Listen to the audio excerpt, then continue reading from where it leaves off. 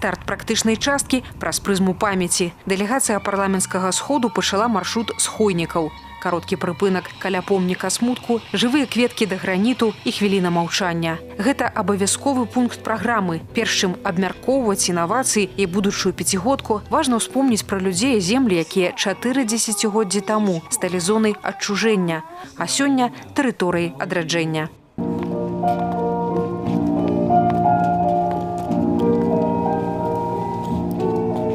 На тэрыторыі палескага радыяцыйна-экалагічнага запаведніка дзейнасць саюзнай праграмы вядзецца з першых гадоў яе ўзнікнення. На абмежаванай тэрыторыі стварылі больш як 300 гектараў супраць пажарных разрываў, якія сталі надзейным шчытом на шляху агню. Таксама саюзная праграма дазволіла запаведніку набыць унікальны пажарны комплекс. Нават калі за бортам бушуе полымя і вісіць небяспечны дым, экіпаж знаходзіцца ў поўнай ізаляцыі. Машына сама генеруе кісларод для выратавальнікаў. У 6-й саюзнай праграме акцэнт таксама зробяць на супрацьпажарнай бяспецы гэтых тэрыторый. 6-я саюзная праграма адкрые новую главу ў гісторыі запаведніка. Цяпер на гэтую тэрыторыю глядзяць як на унікальны аб'ект ядзернай спадчыны, які патрабуе ювелірнай дакладнасці ў вывучэнні. Ключавы акцэнт на глыбокім сканаванні земляў. Маштабныя абследаванні дазволяць зразумець дынаміку зоны праз дзесяцігоддзі. Вялікую увагу нададуць і статусу самой установы. Таксама ў рамках пяцігодкі беларускія навукоўцы сумесна з расійскімі плануюць стварыць прагноз да 2086 года для жыццядзейнасці на тэрыторыі запаведніка. Сёння неўзброеным вокам бачна, што гэтыя землі істотна змяняюцца. Традыцыі правядзення саюзных семінараў, закладзеныя яшчэ ў 2006